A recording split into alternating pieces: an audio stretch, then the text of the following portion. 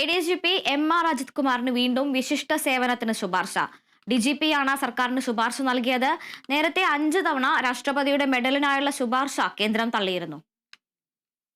Intelligence bureau report Ajith കുമാറിനെതിരായ സാഹചര്യത്തിലായിരുന്നു കേന്ദ്രം medal നിരസിച്ചത്. മെഡലിന് വേണ്ടിയാണ് RSS നേതാക്കളുമായി കൂടിക്കാഴ്ച നടത്തിയതെന്ന ആക്ഷേപം നേരത്തെ ഉയർന്നിരുന്നു.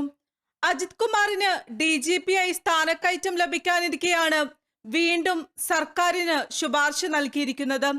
വിശിഷ്ട സേവനത്തിനുള്ള പുരസ്കാരം കേന്ദ്രം തള്ളിയിരുന്നെങ്കിലും സ്തുത്യർഹ സേവനത്തിനുള്ള മെഡൽ MR അജിത് കുമാറിന് ലഭിച്ചിരുന്നു.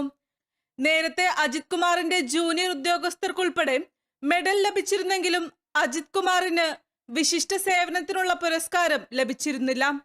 5 തവണ രാഷ്ട്രപതിയുടെ മെഡലിനായുള്ള ശുപാർശ കേന്ദ്രം തള്ളിയിരുന്നു.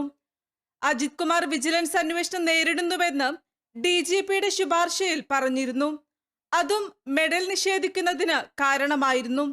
ഇതിനു പിന്നാലെയാണ് PV അൻവർ ഉന്നയിച്ച അനധികൃത സ്വത്ത് സമ്പാദന പരാതിയിൽ കഴമ്പില്ലെന്ന് കാണിച്ച് വിജിലൻസ് അജിത് കുമാറിന് ക്ലീൻ ചീറ്റ് നൽകുകയും മുഖ്യമന്ത്രി വിജിലൻസ് റിപ്പോർട്ട് അംഗീകരിക്കുകയും ചെയ്തത്. Kerala vision news, Thiruvananthapuram.